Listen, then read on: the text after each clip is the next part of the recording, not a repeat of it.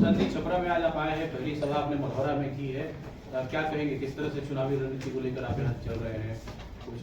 जनसुराज की अगले चुनाव को लेकर क्या रणनीति?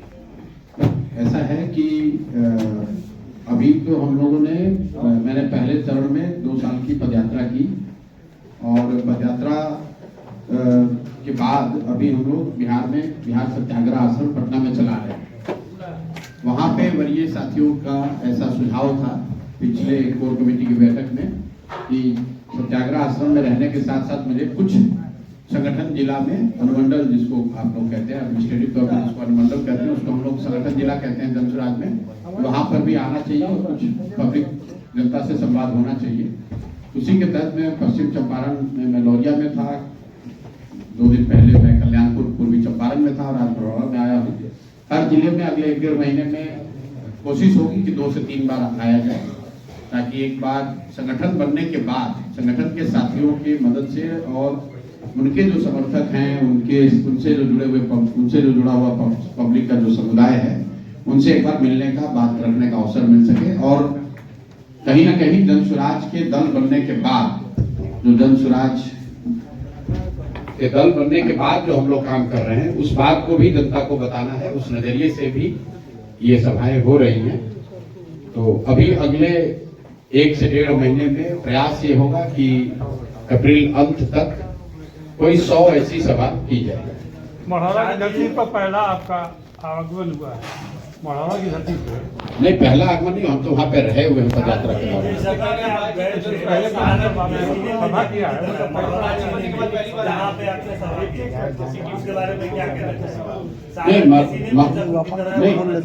सारण के सीने पर तो छपरा शहर की जो दुर्दशा है वो भी जख्म है। यहाँ पर कभी न खत्म होने वाला जाम, यहाँ पर कभी न पूरी होने वाली ओवरब्रिज की परियोजनाएं, वो सब जख्म है। मढ़ौरा भी जख्म है। मढ़ौरा में मैं पहली बार नहीं आया हूँ। उस मढ़ौरा चीनी मिल में मैं 3 दिन तक कैंप लगा के रहा हूँ, तो मैं उस एरिया में रहा हूँ। ऐसा नहीं है कि मैं पहली बार आ रहा हूँ।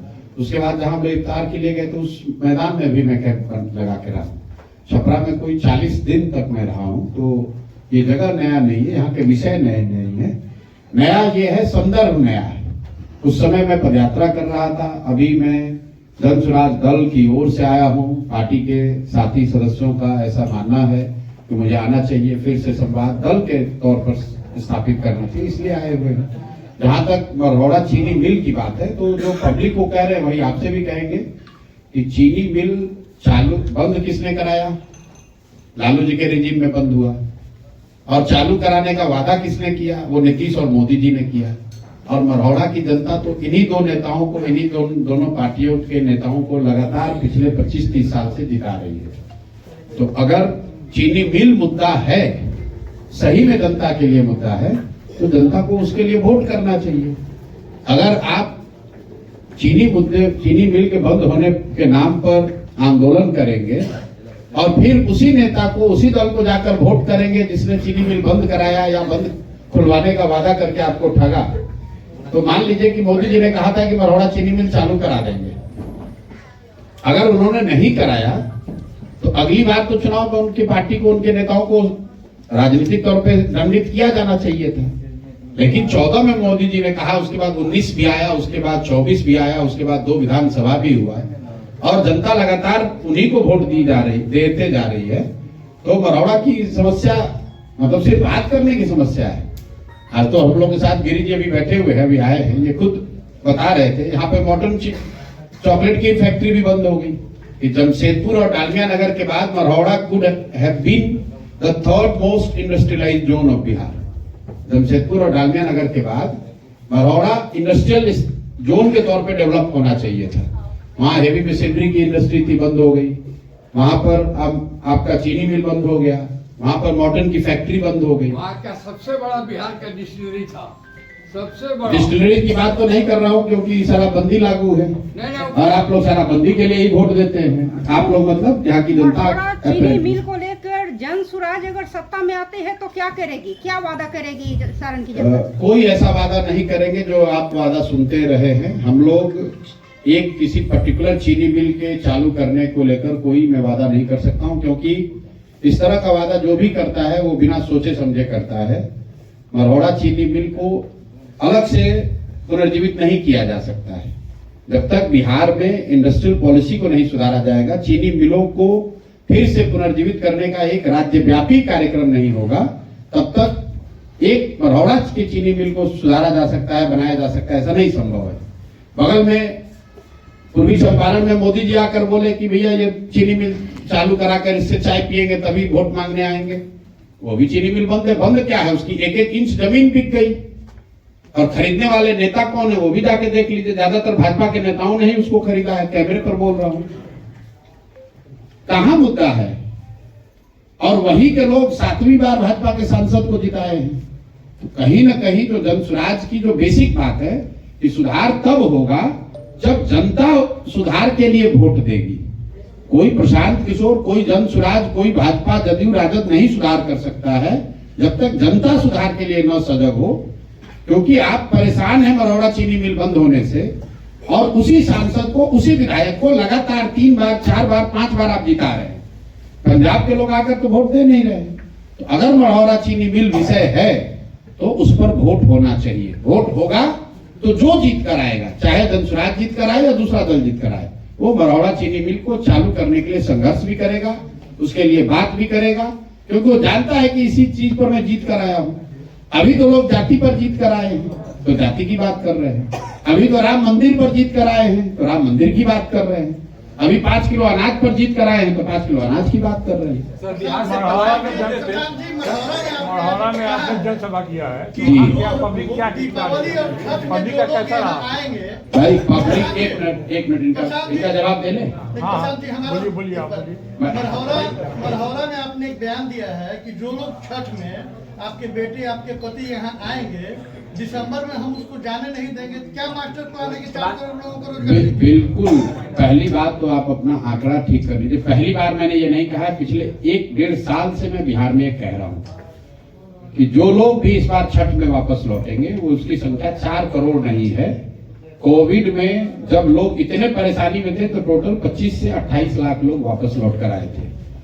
तो जो आकलन है कि करीब करीब 30 लाख लोग ऐसे हैं जो मजबूरी में, स्वेच्छा से नहीं, मजबूरी में यहाँ से पलायन जिनको करना पड़ा है, 8,000, 6,000, 10,000 रुपए के लिए वो लोग बाहर जाकर काम करते हैं।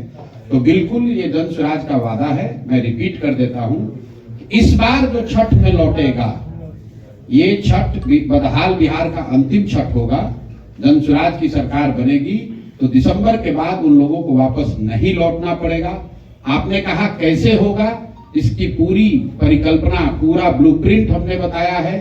पूंजी के पलायन को रोककर बुद्धि का पलायन रोका जाएगा, और पूंजी और बुद्धि के पलायन रोकने से श्रम का पलायन रुकेगा। और एक उसमें और महत्वपूर्ण बात बताना चाह रहा हूं आपको। अगर आपको लगता है कि ये तो थियरी है, तो अभी आपके सबके सामने बता रहा हूं, बिहार सत्याग्रह आश्रम में अभी भी जाकर आप देख लीजिए। और आपके जरिए छपरा के नौजवानों को ये न्योता भी दे रहा हूं, आप यहाँ से आइए, 5 दिन का वहां पर प्रशिक्षण लीजिए, और आपको 5-6 हजार रुपए के मजदूरी के लिए कहीं नहीं जाना पड़ेगा। आने जाने का किराया भी जन स्वराज देगा। 5 दिन के रहना, खाना, प्रशिक्षण भी आपको जन स्वराज मुफ्त दे रहा है।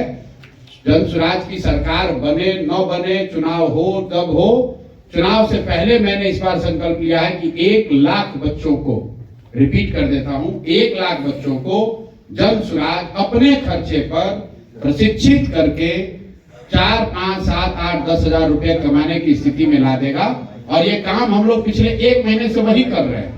और मैं चाहता हूं कि आप किसी बच्चे को जिसको आप जानते हो, जिसने 12वीं कम से कम पढ़ाई करी है, जिसको स्मार्टफोन चलाने की समझ है, वो उसका नाम नंबर दे दीजिए, हमारे यहाँ फोन करके वो आ जाए। आने जाने का, मैं रिपीट कर रहा हूं, आने जाने का बस भाड़ा, ट्रेन भाड़ा भी दूंगा।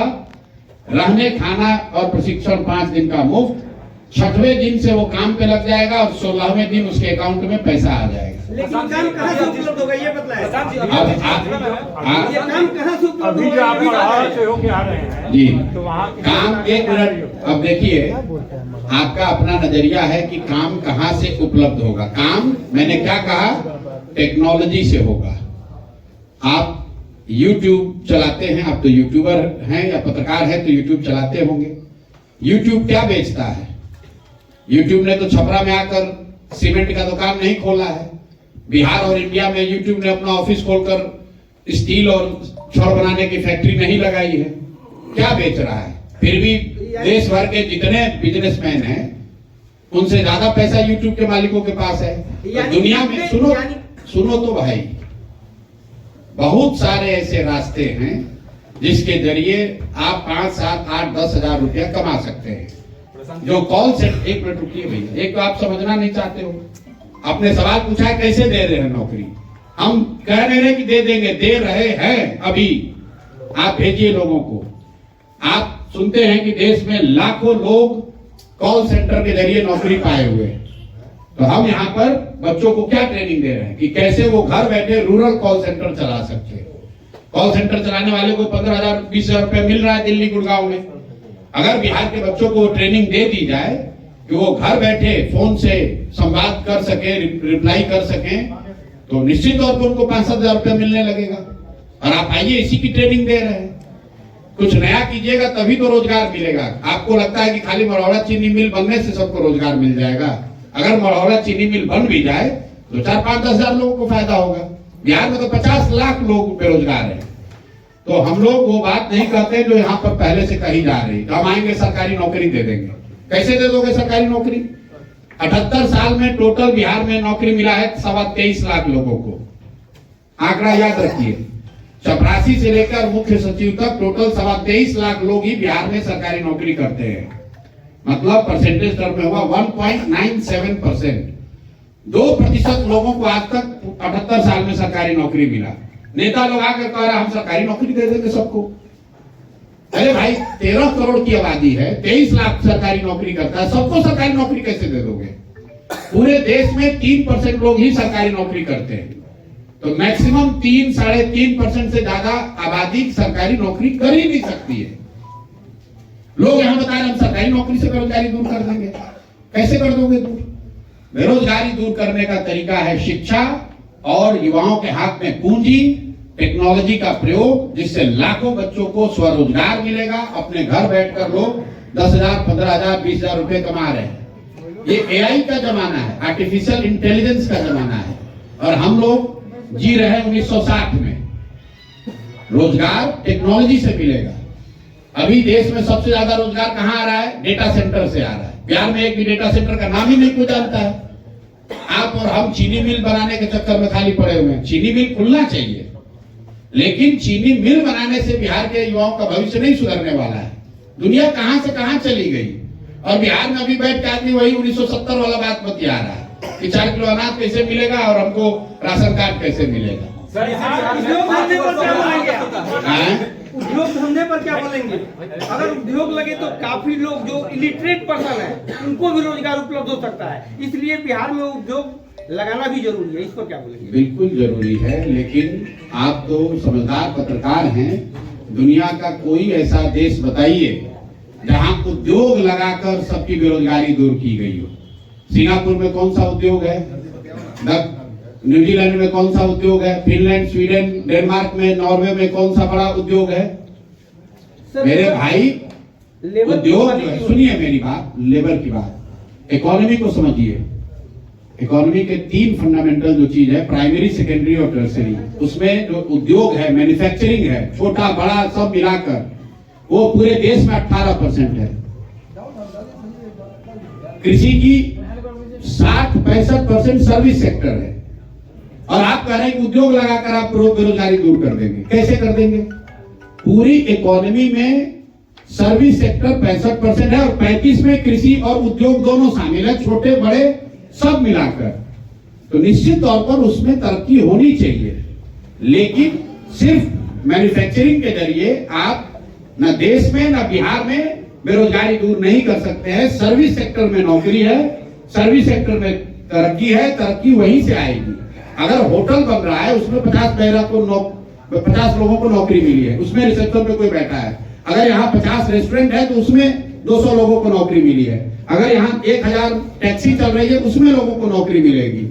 सिर्फ फैक्ट्री बनाकर मजदूर लगाने से पूरे बिहार को नौकरी नहीं मिल सकती। वो एक छोटा पहलू है।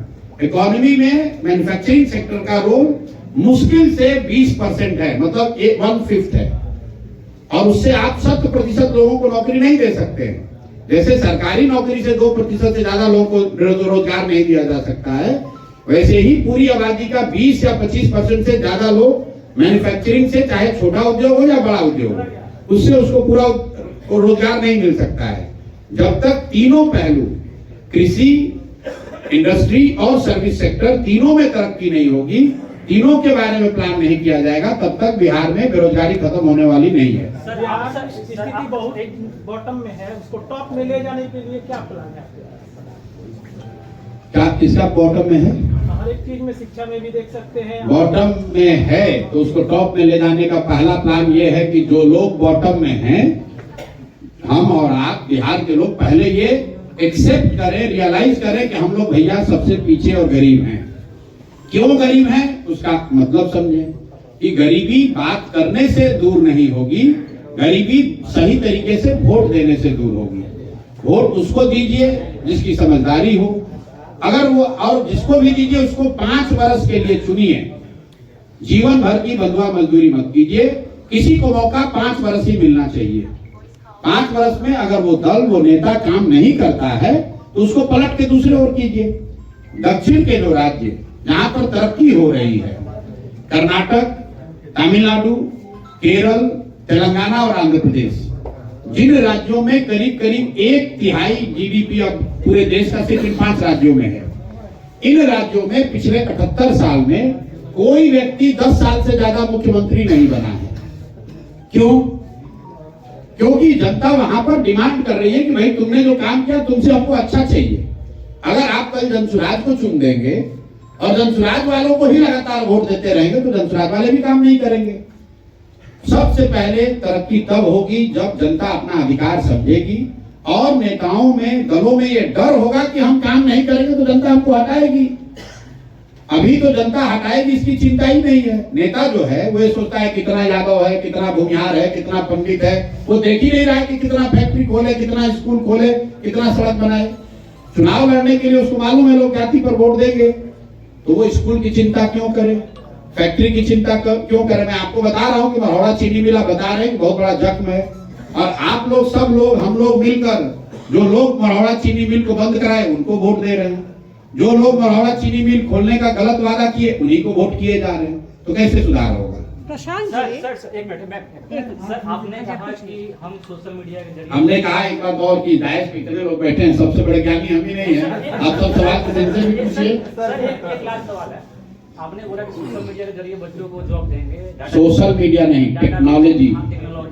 आज से 1-1.5 साल पहले आपका आईटी टीम यही काम फोन करके यूट्यूब चलाते हैं, वादा करते थे कि हम ऐसे करेंगे, ऐसे सिखाएंगे, आप अच्छे कमाई कर सकते थे यूट्यूबर से। उसके बाद बच्चों का बहुत कि हम कोई खराबी होगा, कोई प्रॉब्लम, हम आपके संभालने के लिए हैं, पेज ठीक कर दिया जाएगा।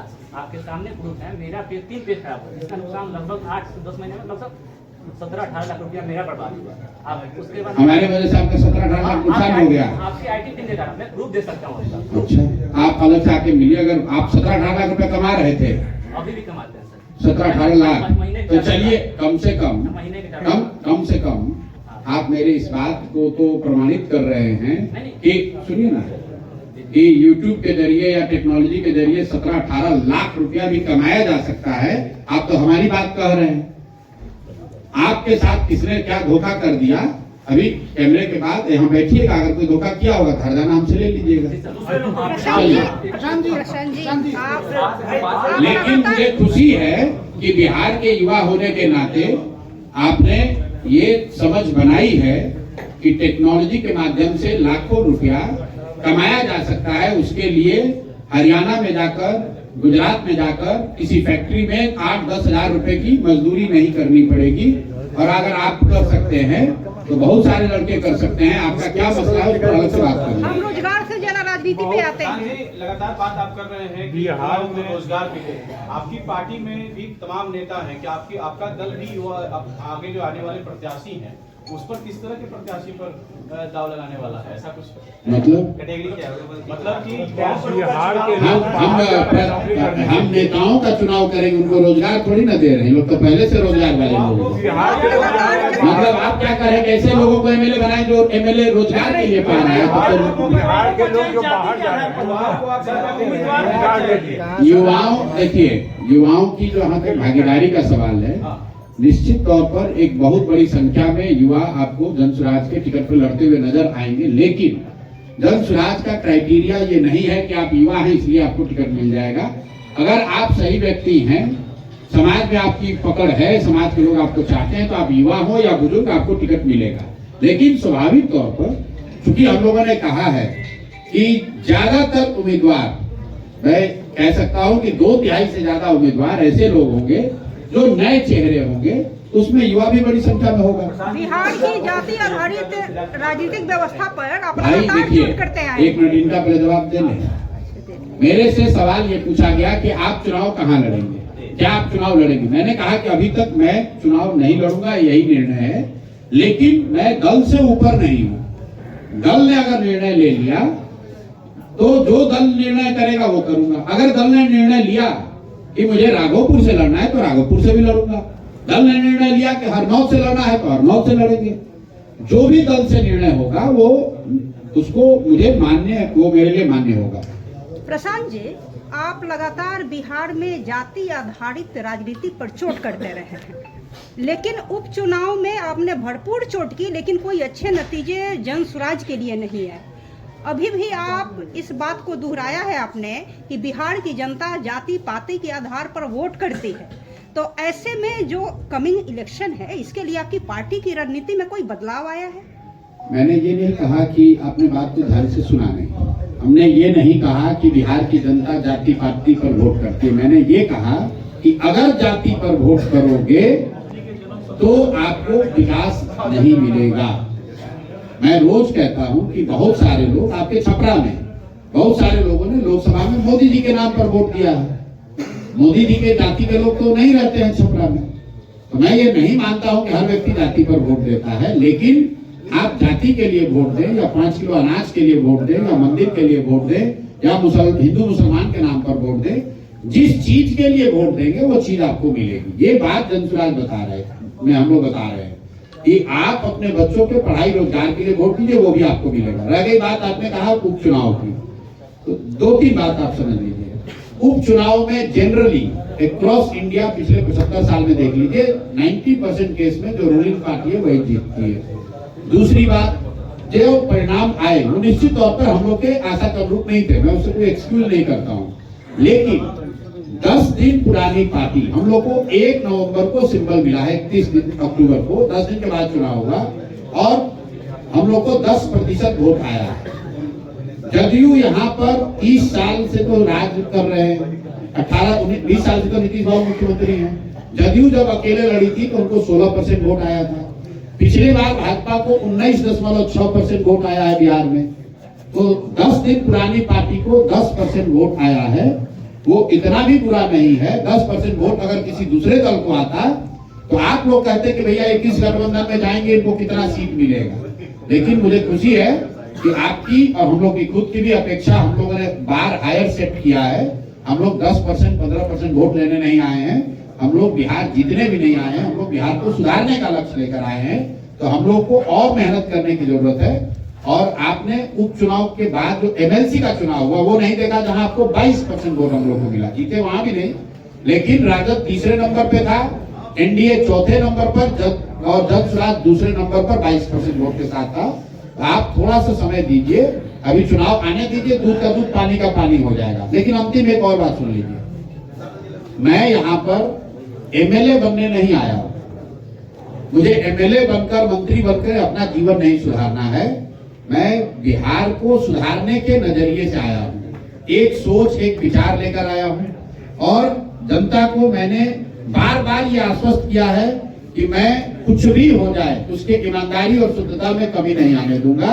और अगर उसके लिए 2 साल, 5 साल, 10 साल भी लगे तो मुझे कोई घबराहट नहीं है। मैं बिल्कुल पीछे हटने वाला नहीं हूं। कोई भी जब आप बड़ा काम लेते हैं तो स्वाभाविक तौर पर उसमें अच्छे दिन भी आएंगे और कुछ झटके भी लगेंगे। लेकिन आज जनसुराज इतनी बड़ी ताकत है, इतनी बड़ी ताकत है कि कोई भी दल बिना जनसुराज की बात किए हुए अपने चुनाव की परिकल्पना नहीं कर सकता है, ये आपको भी मालूम है। सारण लोकसभा में कितनी महिलाओं को बिहार में देंगे? बेरोजगारी बहुत ज्यादा है।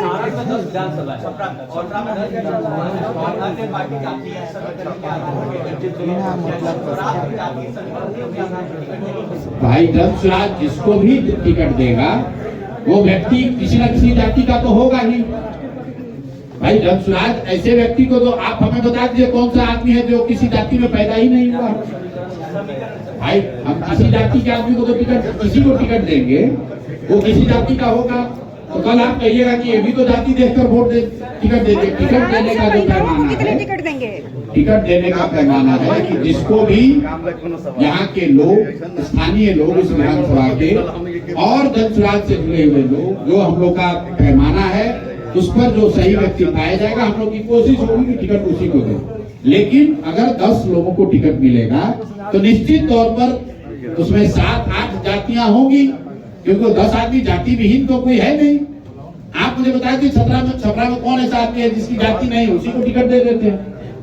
भाई किसी न किसी जाति का तो होगा ही। अब जब हम देंगे किसी को टिकट और उसकी जाति मान लीजिए कि यादव की, अभी यादव देखकर वोट टिकट दे रहे हैं, हम व्यक्ति और उसका चरित्र देखकर ही टिकट देंगे या दल देगा। निश्चित तौर पर जिसको टिकट मिलेगा वो किसी जाति का होगा। तो समीकरण आप पीछे समझ लीजिएगा। महिलाओं को कितनी टिकट देंगे सारण लोकसभा से? कितनी महिला प्रत्याशी को मैदान में उतारेंगे सारण 40, लोकसभा से? मैं अभी बता देता हूँ, 40 महिला प्रत्याशी जनसुराज की ओर से अगला विधानसभा चुनाव लड़ेंगी। कोशिश ये होगी कि हर लोकसभा क्षेत्र से कम एक लोग जरूर लड़े। तो लेकिन ये संभव है कि किसी लोकसभा क्षेत्र में एक भी ना हो, किसी लोकसभा क्षेत्र में 2 हो, लेकिन 40 महिला प्रत्याशियों को टिकट देने का वादा जनसुराज ने किया है, उस पर हम लोग कायम रहेंगे। 1-2 ऊपर नीचे हो सकता है, लेकिन मोटे तौर पर 40 प्रत्याशियों को उतारा जाएगा। मेरे भाई अभी तो आप कह रहे हैं कि हमारा कोई वजूद ही नहीं है जनसुराज का, अभी तो आप कह रहे हैं कि आपको तो कोई वोट ही नहीं मिलेगा। तो भाई पहले जीत जाने दो, जीतने के बाद हम आपको भी बुला लेंगे छपरा से और आपके सामने बैठ के सारे विधायक बता देंगे कौन मुख्यमंत्री होगा। अगला मुख्यमंत्री बिहार का कौन होगा, ये इसका जवाब दे सकते हैं। अगला मुख्यमंत्री जो भी हो नीतीश कुमार नहीं होंगे, ये लिख लीजिए। और अगर एक मिनट रुक जाइए भाई, अगर इस पर गलती हो तो बिल्कुल मेरा गर्दन पकड़िएगा। किसी भी हालत में नीतीश कुमार अगले मुख्यमंत्री नहीं होंगे और इसके लिए कोई आपको बहुत गणना करने की जरूरत नहीं है, बिल्कुल लॉजिकल बात है।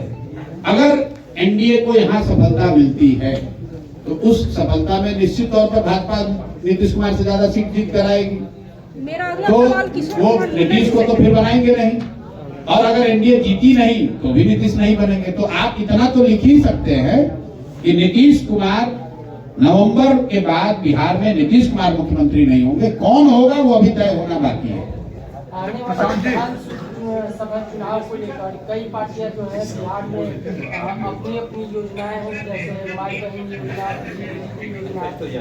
कई पार्टी नहीं, सुनिए ना, ऐसा है कई पार्टियों ने नहीं, आपके पार्टी द्वारा क्या है बता रहे हैं कि एक दल जिसके नेता हैं माननीय तेजस्वी यादव जी, उन्होंने माई बहन योजना जारी की। भाई सबके हाथ में मोबाइल है, हर मोबाइल में कैलकुलेटर है। माई बहन योजना में उन्होंने कहा कि हमारी सरकार बनी तो सारी महिलाओं को 2,500 रुपया महीना देंगे। बिहार में 6 करोड़ महिलाएं हैं, 1 करोड़ अगर बच्चियों को हटा भी दे तो 5 करोड़ महिला हुई। 5 करोड़ गुने 2,500 कर दो भाई, गुने 12 महीना कर दो, 1,50,000 करोड़ से ज्यादा का बजट हो गया। बिहार का योजना बजट कितना है? टोटल बजट है 3 लाख करोड़, उसमें योजना बजट है करीब 1 लाख करोड़। तो 1 लाख करोड़ अभी आया है बजट 2 दिन पहले, 1 लाख करोड़ में वो 1.5 लाख करोड़ रुपया की योजना कैसे चला देंगे, ये तो भाई हमारे समझ से परे है। वो आपको बता देंगे तो आप हमको बता दीजिए कि साहब जब बिहार का बजट है 1 लाख करोड़ तो आप 1.5 लाख करोड़ रुपया कहां से दे दीजिएगा। और इतना बड़ा ज्ञान अभी आप 1.5 वर्ष पहले उप मुख्यमंत्री थे तब क्यों नहीं आया था? माँ बाबूजी आपके 15 साल मुख्यमंत्री रहे तब क्यों नहीं आया था?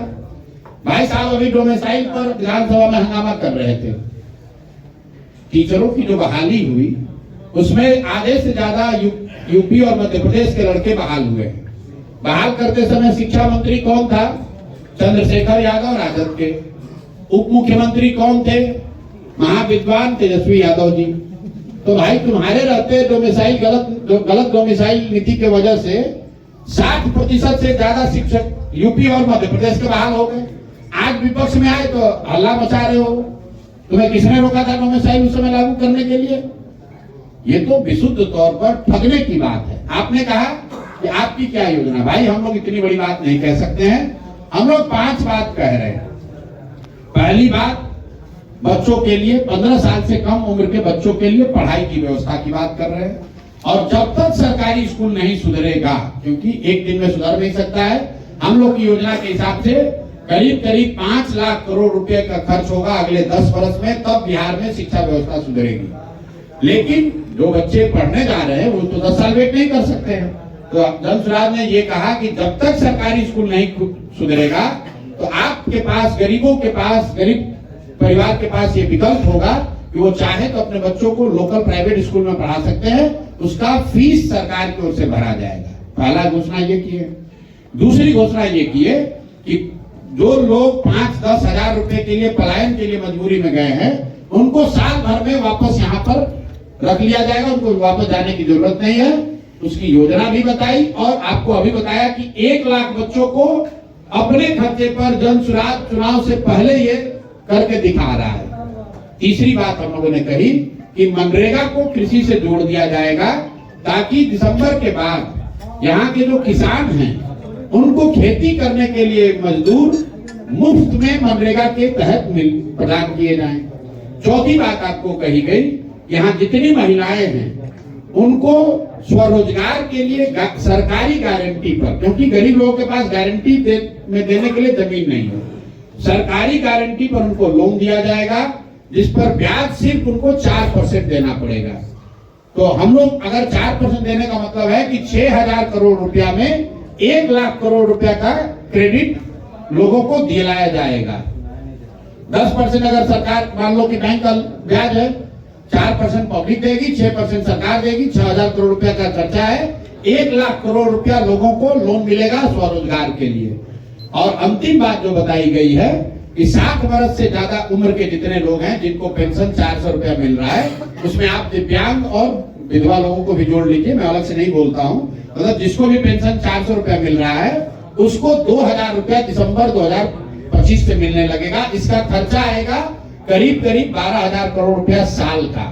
तो हम सिर्फ योजना नहीं बता रहे हैं, योजना पर क्या बजट लगेगा और वो बजट कहाँ से आएगा ये भी बता रहे हैं।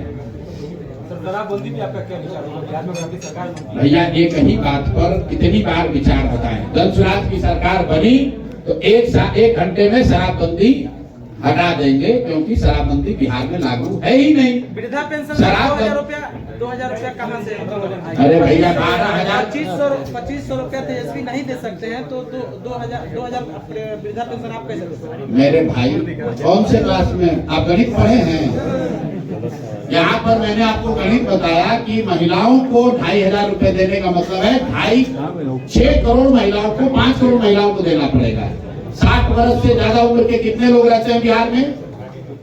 60 वर्ष से ज्यादा उम्र के कितने लोग रहते हैं बिहार में? 1 करोड़ से कम। तो दोनों में फर्क आपको नहीं समझ में आ रहा है भाई साहब? अमूमन जी